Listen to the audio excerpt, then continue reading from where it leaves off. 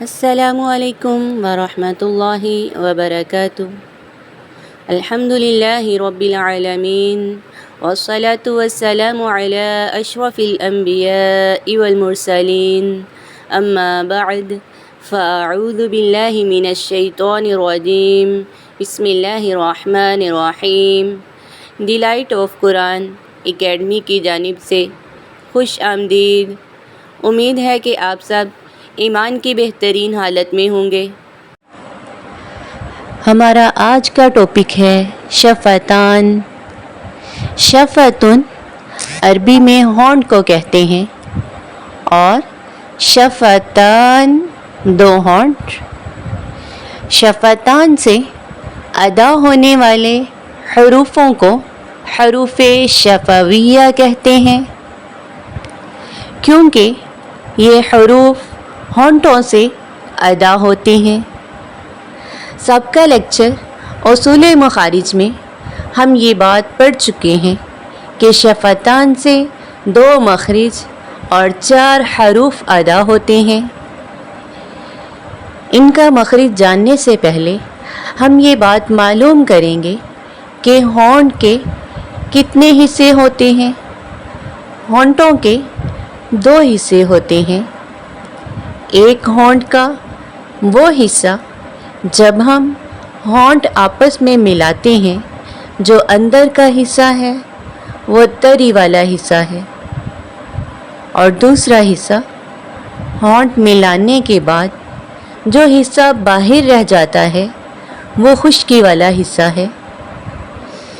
شفتان سے ادا ہونے والے حرف فا کا مخرج دیکھتے ہیں۔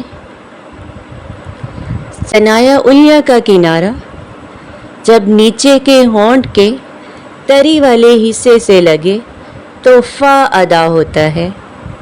فا فا فا فا زبر فا، فا زیر فی، فا پیش فو، فا فی فو۔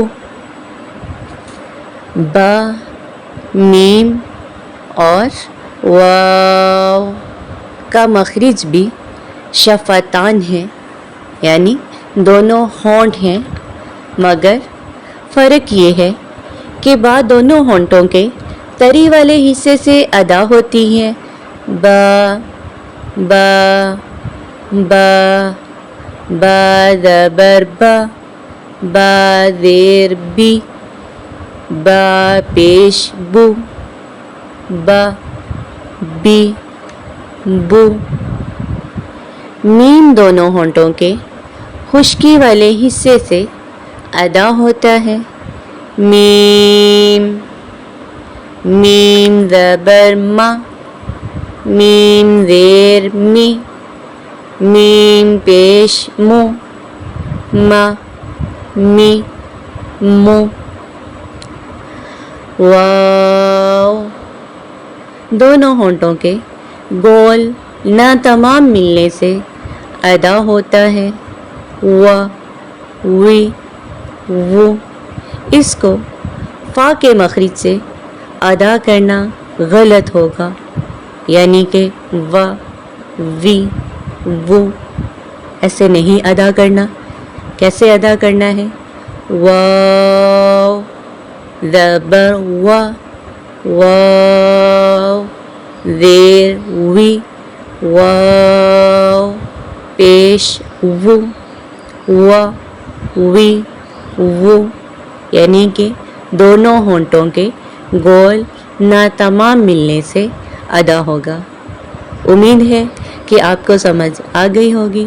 سبحانک اللہم وبحمدک، نشہد ان لا الہ الا انت، نستغفرک ونتوب الیک۔ والسلام علیکم ورحمۃ اللہ وبرکاتہ۔